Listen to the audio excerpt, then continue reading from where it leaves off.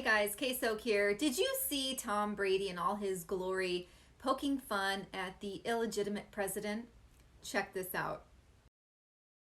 But we found our rhythm. We got on a roll. Not a lot of people, think that we could have won. And in fact, I think about 40% of the people still don't think we won. I understand that. You understand that, Mr. President? I understand that. Yeah. And personally, it's nice for me to be back here. We had a game in Chicago where I forgot what down it was. I lost track of one down in 21 years of playing. And they started calling me Sleepy Tom. Why would they do that to me? Now, I used to think Brady was a douchebag, still kind of do, because he was married to a perfect life. But I will say he has proven himself to be a true patriot.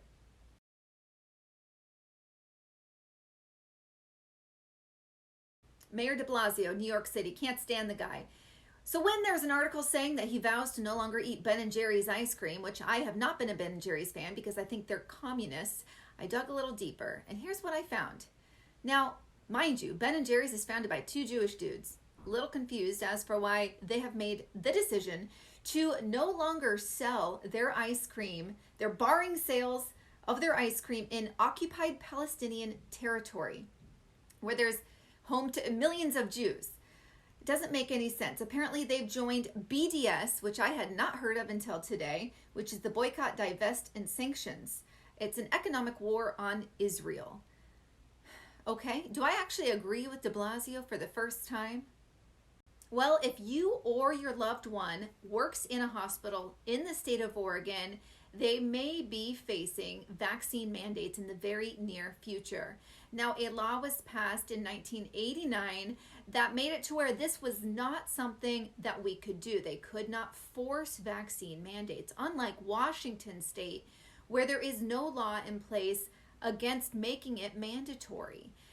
Just in Vancouver, Washington, Peace Health, which is a hospital just 15 minutes away from downtown Portland, they are at a 75% vaccine rate. These Oregon hospitals are slightly lower. But the fact that they want to mandate vaccines for healthcare workers is completely unconstitutional.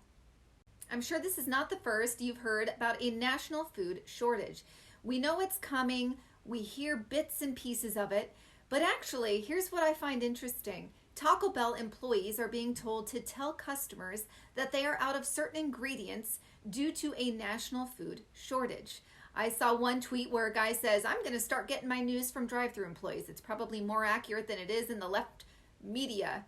And you know what? He's probably right. But the thing is, I've seen TikTok videos where there are employees of distribution centers saying that they are being paid like 1.5 times the rate to sit on the produce, to sit on goods and not distribute.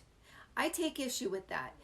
Any of the owners of those industries, those businesses, you are at fault if you don't get your ass out there, despite what these disgusting government people are telling you to do. You get out there and you deliver those goods because you are part of the problem if you're taking money over livelihood. All right, that's it for today, Mofrakis.